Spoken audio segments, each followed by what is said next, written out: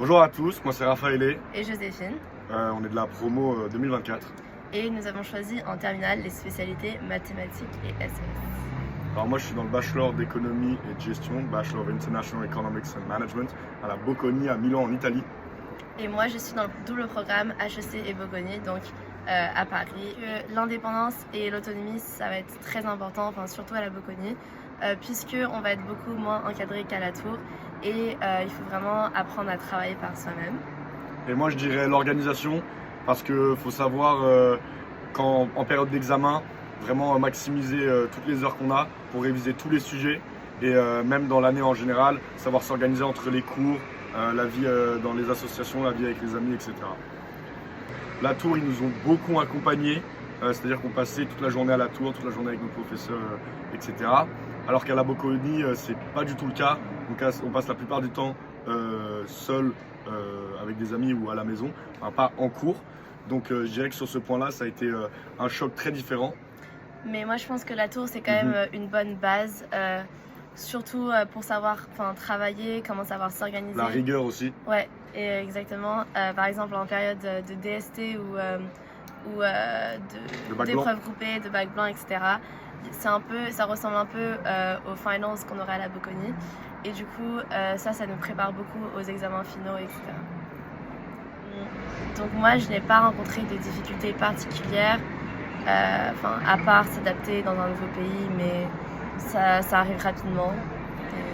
Moi aussi, c'est pas forcément des difficultés en termes de matière en soi.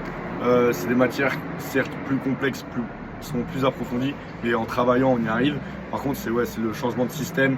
On passe vraiment de 8 heures de cours par jour à 1 heure, 2 heures de cours par jour. Le grand maximum que moi j'avais, c'était 6 heures et je l'ai eu 2 ou 3 fois dans l'année.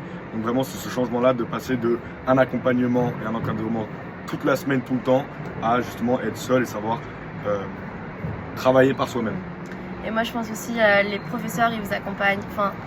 Forcément, il y a beaucoup plus de gens dans les classes, donc les professeurs, ils vous accompagnent moins individuellement. Ça, c'est vrai. Donc, il faut savoir vraiment se prendre en charge. Moi, j'ai pas de sentiment de solitude. Par contre, c'est vrai que mes amis de Paris me manquent. Et à la Bocconi, il y a énormément de Français, énormément de Parisiens. Donc oui, je me suis fait plein d'amis. Aujourd'hui, vraiment, il y en a qui sont dans ma résidence, donc je les vois tous les jours, etc. Et même quand on revient sur Paris, quand on est en vacances, on passe du temps ensemble. Donc non, pas de sentiment de solitude et grand sentiment de camaraderie. Et moi, je pense que justement, les résidences à la Bocconi, ça aide beaucoup, puisqu'on se retrouve avec beaucoup de gens de ton année, de plein de différentes nationalités dans des mêmes bâtiments. Et du coup, même si tard le soir ou dans la journée, tu as un problème, tu as besoin d'aide sur quelque chose, tu peux toujours appeler quelqu'un dans ta résidence, ou même on travaille beaucoup en groupe, donc ça aide beaucoup. Et c'est où il y a beaucoup quand même un esprit de communauté. Les résidences, elles sont plus ou moins proches des salles de classe, etc. Donc moi, je trouve que ça aide. Donc, pouvez-vous nous donner une approximation des frais de scolarité de votre formation?